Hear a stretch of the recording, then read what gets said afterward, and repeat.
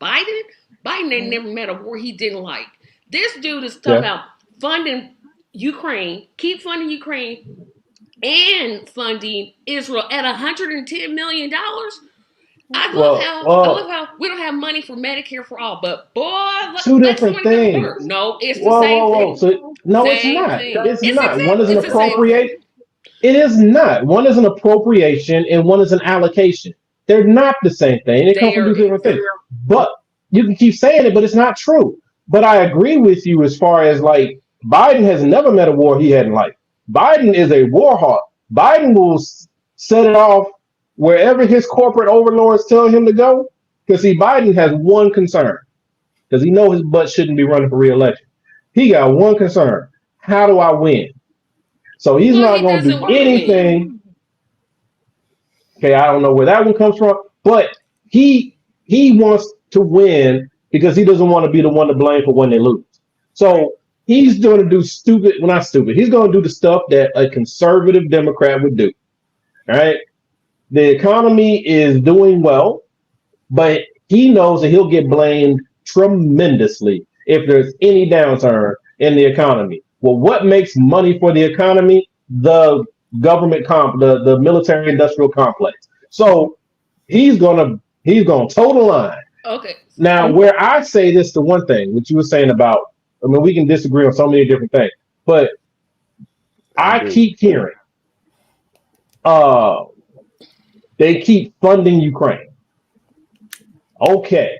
If we don't fund Ukraine, are you willing to just say that you're fine with all the killing that will come that we could have avoided? I don't know the answer to that. But it's what comes with it. If you don't, it's like, I agree that it's wrong that Russia attacked Ukraine, and America, I think, was right to insert itself because it's the only one that can make NATO stand up. So America inserted itself, and that kept the wholesale slaughter and complete takeover of Ukraine from happening. But what's funny to me is people will say, they'll use it as a cudgel and say it's wrong to keep funding Ukraine. And I'm like, you don't get to rewrite history. You have to move from where you are. So from where we are, if you cut off the funding, what happens next? And will you own it? Will you own it as the women and the children are being murdered, raped, and everything else that comes with a occupation?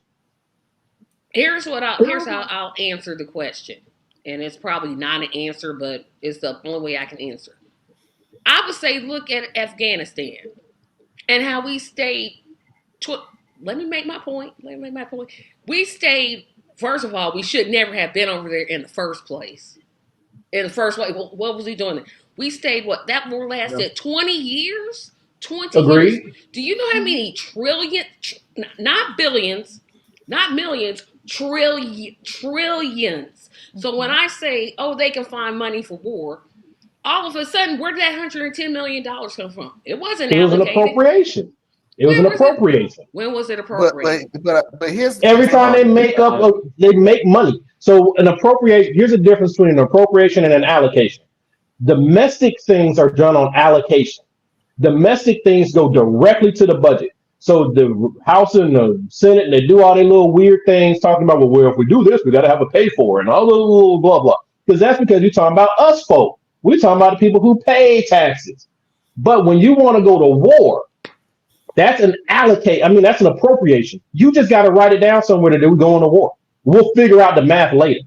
And that's what we did. That's why they said that the wars were put on America's credit card, because it never had to be justified. It just had to be run up. And then you deal with it on the back end. But if you're talking about Medicare for all, you're talking about helping with housing, you're talking about any of these things, because we bring these up as like straw men in every single time.